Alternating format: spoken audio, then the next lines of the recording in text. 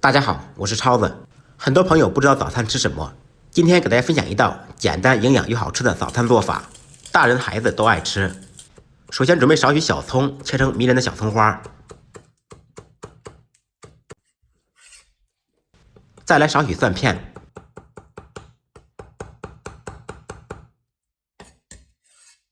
一个可爱的西红柿，洗净切成小丁。菠菜或者其他自己喜欢吃的蔬菜，洗净切成小段。碗中放入少许面粉，面粉的多少根据家人成员来定，2-3个人1小碗就够了。单手打入1个鸡蛋，加入适量的清水，用筷子将面粉搅成面糊，呈稠酸奶状就可以了。接下来开始制作，起锅，锅烧热，放入少许油，先用油热面锅的全身。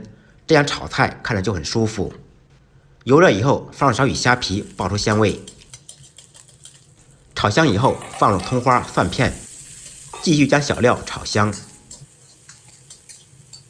炒香以后，放入准备好的西红柿丁，将西红柿炒出汤汁。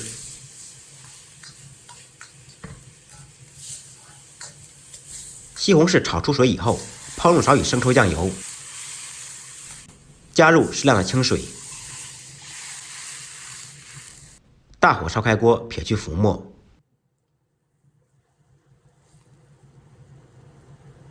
水开以后，准备一个带孔的罩里，将调好的面糊倒入罩里当中，然后左右上下轻轻的晃动。用这种方法将所有的面糊处理完。最后用勺子将剩余的面糊全部推下去，一个个像小蝌蚪一样的小疙瘩就做好了。用这种方法做的小疙瘩，筋道爽滑，而且吃着不是很硬，营养又好吃，而且全程不用沾手。再次开锅以后，放入适量的盐，少许鸡精调味。另准备1个小碗，单手打入1个正经的笨鸡蛋，用筷子将其搅匀搅散。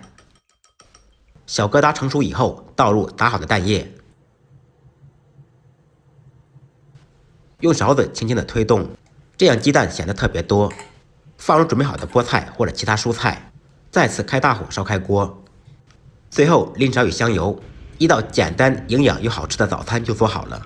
用这种方法做的疙瘩汤，汤不浑，疙瘩爽滑筋道，有淡淡的香味。早餐不知道吃啥的，可以试着做一下，非常好吃。简单的家常菜，不一样的味道。感谢朋友们的点赞、支持观看，再忙再累，记得按时吃饭。